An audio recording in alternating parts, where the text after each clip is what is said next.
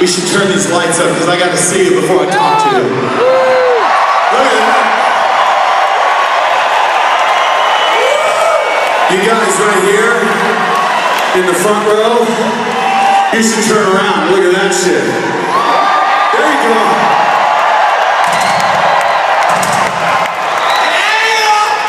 So first of all, I want to take a second and tell you guys how grateful that I personally am to stand up here in front of you with Mick Mars, Tommy Lee, and Vince Neil.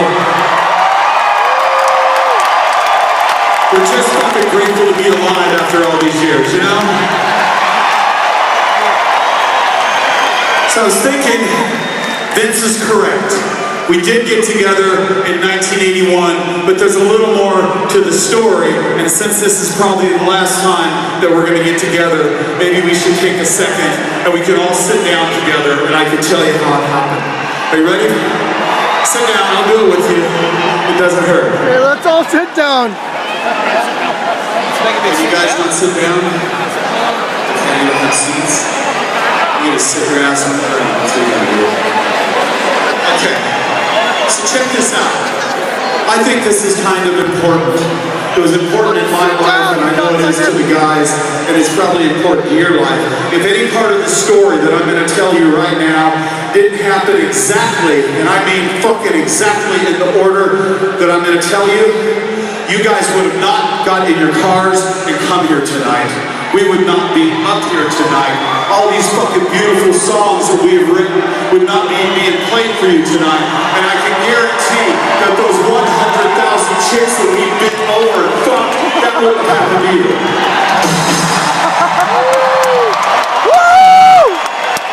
There's one right there. And we didn't get one single disease. So this is what happened. And I think this is fucking amazing. In 1981, I was a struggling musician in Hollywood, California. Not really unique to Los Angeles, but I had a unique idea. And I was in band rehearsal one day with this other band, and I looked over, and no disrespect to the guys, but you know what? I said, I quit, because you guys suck. So I didn't have a band, I didn't have a car, and I started walking home. And on my walk home, I remember thinking to myself, if I could just meet 3 other motherfuckers, just 3 guys that want to reach out and rip the fucking heart out of the music industry, that's what I want. The problem was in Los Angeles at the time, it was all skinny ties and short hair and fucking new wave, the go-go's and the fucking knack, you know that shit? Some of you probably liked it. Fuck yeah, Nikki! I did. So I went to a club on a Thursday night. I have no idea why it was a Thursday night. And it was called the Starwood. It was on Santa Monica Boulevard. I walked through the door, and as I walked through the fucking door, I looked up and there was a drummer sitting on stage, pounding the shit out of those goddamn drums.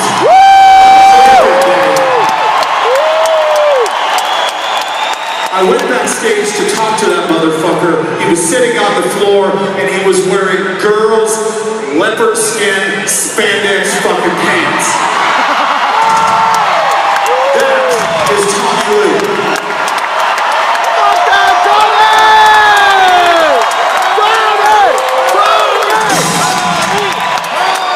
Tommy! So me and Tommy sit on the floor at the Starwood. I was having a rum and coke. Tommy had 2 beers, and we talked about something that would change our lives, and maybe everybody's lives forever. And we talked about how much we loved fucking punk rock, and we loved heavy fucking metal, and we loved the great bands from the 70s, like Alice Cooper, David Bowie, Elton John, and fucking Queen. And we said, let's start a band. Let's do that.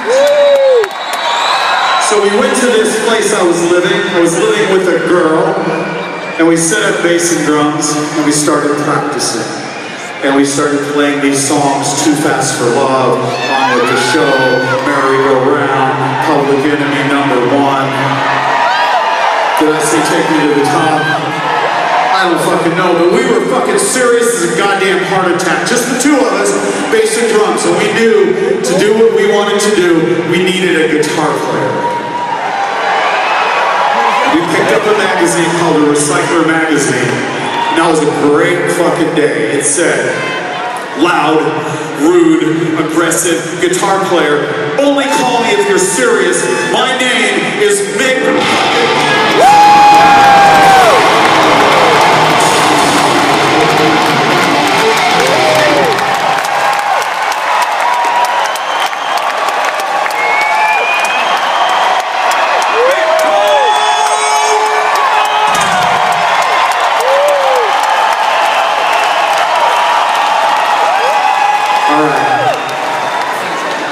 Sit down, story time's over. So there was the three of us, and we were wearing black leather pants, and we had black hair and black eye ink and a black fucking heart, and we were on a mission, but we were missing one important element. We needed a lead singer. And Tommy said, I know this guy, but he's in another band. And Mick Mars said, well, fuck that shit, let's go to the club, and if he's good, let's steal it. So we went back to the Starwood, and on stage was this motherfucker in white leather pants, a white leather jacket, snow white hair, and he was fucking leaning into it. And I never heard a voice like that ever in my fucking life. And on top of all that, girls were throwing their fucking pussies at him. That's Vince Neil, right there. Come on, motherfucker. So there you had it. You had four guys that didn't want to sound like anybody else, we didn't want to look like anybody else, and we sure the fuck didn't want to follow any rules. So we had $26 between the four of us, and we went to Burbank, California, and we set up in a rehearsal room, and we had one day, one fucking chance, and that's why we're here, and that's why you're here. Wire. He said, I got this. Mick ripped into the riff. Tommy started pounding on the drums. I picked up this fucking bass. And on that day, motherfuckers, it was January 17th, 1981. Motley Crue was born.